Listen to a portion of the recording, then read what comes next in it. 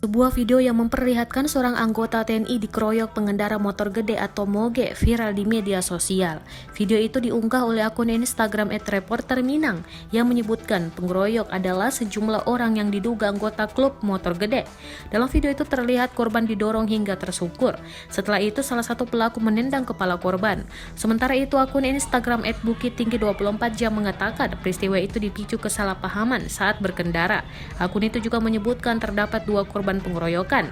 Kapolres Bukit Tinggi AKBP Dodi Prawira Negara membenarkan bahwa dua korban dugaan pengeroyokan itu merupakan anggota TNI.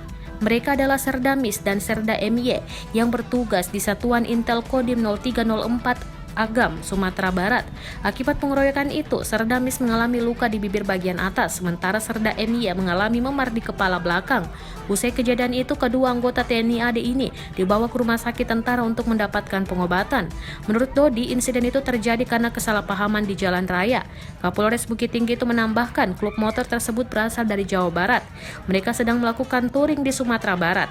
Polres Bukit Tinggi telah menerima laporan terkait kasus dugaan penganiayaan yang dialami dua anggota TNI itu.